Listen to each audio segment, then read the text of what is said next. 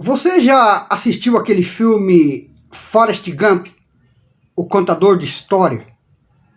Eu quero falar para você. O contador de história está dentro das igrejas de Cristo. Assim como Judas fazia parte do ministério de Cristo, assim hoje no ministério de Cristo, através do Espírito Santo que está sobre a terra, há muitos Forrest Gump dentro da igreja. Contador de história. O Judas está mais perto do que nós imaginamos. Eu quero que você assista esta palavra ao qual o Espírito Santo me deu. Ninguém prega. O Judas no ministério de Cristo. Como era no passado, assim é no presente. Assista ao vídeo. Jesus os abençoe e os ilumine. A paz do Senhor Jesus. Eu estive refletindo sobre uma palavra hoje. O Judas dentro da igreja.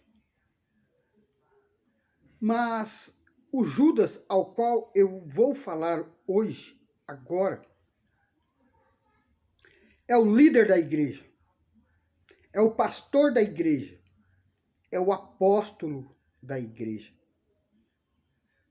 O que eu vou falar é sério. O Espírito Santo me deu esta palavra hoje. Tem mais ou menos uma hora. Quando eu escrevi nos comentários de um homem ao qual eu sigo, ao qual eu gosto muito do que ele fala. E o Espírito Santo me tocou no coração de eu falar sobre o Judas que dirige o ministério. É muito sério, porque muitas vezes nós nos enganamos com as pessoas. A palavra nos diz que tem muitos que se passam por anjos de luz. Parece, mas não é. É igual aquele remédio Denorex. Parece, mas não é. Dentro da igreja de Cristo Jesus. O joio dentro da igreja. Em Marcos, no capítulo 3, no versículo 13, a palavra diz assim: E subiu ao monte e chamou para si os que ele quis, e vieram a ele. Jesus sobe ao monte, ora durante a noite e chama aqueles que ele quis. E entre os 12 estava Judas Iscariotes, aquele que o traiu. O próprio salmista diz assim: até o meu amigo mais íntimo, em quem eu confiava, levantou sobre mim o seu calcanhar. Olha como que é as coisas. O amigo íntimo, aquele que caminhava com Cristo, um dos 12, levantou sobre ele o seu calcanhar. E a palavra nos diz que este homem, ele era tesoureiro do ministério de Cristo Jesus. E ele era chamado apóstolo de Cristo. Em Marcos capítulo 6, versículo 13, a palavra diz que eles curavam e expulsavam demônios. O Espírito estava sobre Judas. Caminhava com Cristo, sabia quem era Cristo, conhecia a palavra. É igual hoje. Tem muitos pastores que conhecem a palavra, sabem o que diz a palavra, mas não seguem as diretrizes de Cristo. Não eram igual os apóstolos. Muitos se chamam apóstolos, muitos se chamam pastores, muitos se chamam doutores, mas nunca conheceram a Cristo. O apóstolo de Cristo, Judas, hoje dentro da igreja. Em Apocalipse, no capítulo 2, no versículo 1, a palavra diz que é ele que está e anda no meio dos castiçais. Cristo anda no meio da igreja e ele tem cada anjo nas suas mãos, cada estrela na sua mão, que são os líderes da igreja. Se você pegar na igreja de Tiatira, Jesus fala assim para a igreja de Tiatira, ao anjo da igreja, ao pastor da igreja: eu sei as tuas obras. Jesus pessoalmente foi lá conferir e sabia o que aquele pastor fazia. Eu sei as suas obras. Não era igual para as outras 6 igrejas. Eu conheço as suas obras. Tem uma diferença. A igreja de Sardes, aquele que tem os 7 Espíritos de Deus, é o único que tem os 7 Espíritos de Deus. Esse chama Jesus Cristo. O Judas dentro da igreja, o pastor, o apóstolo. Nunca eu vi ninguém pregar esta mensagem. Judas caminhava com Cristo no ministério de Cristo, apóstolo de Cristo. Era contador, cuidava do dinheiro de Cristo. E a palavra nos diz que uma mulher vem e quebra um vaso caríssimo e verte aquele azeite, aquele óleo sobre Cristo Jesus. E ele fala consigo mesmo: se vendesse aos pobres, daria mais lucro. Mas não, o interesse dele era pegar aquele dinheiro e colocar dentro do seu bolso. Em João capítulo 13, Jesus começa a lavar os pés dos discípulos. E Jesus deixa Judas por último, para que ele pensasse no que ele ia fazer e se arrependesse, e sobre as coisas ao qual ele tinha feito no ministério de Cristo. Mas ele não se arrependeu. Aí Jesus dá um bocado de pão molhado para ele e fala para ele: vá e faça o que você tem que fazer. Assim são muitos líderes, muitos pastores, muitos apóstolos. Parece que são de Deus, mas não são de Deus. É o Judas no ministério de Cristo, porque Cristo é a cabeça da igreja e nós somos o corpo de Cristo. Muitos lideram, mas eles não estão interessados na membresia. Eles estão interessados no que entram na igreja. Eles não estão preocupados com almas. Eles estão preocupados com palmas e o que vai arrecadar no final do mês. Um homem, Judas, chamado apóstolo, participante do ministério de Cristo, foi chamado de filho da perdição. Hoje, muitos falam: eu expulso demônios, eu curo, eu faço isso, eu faço aquilo.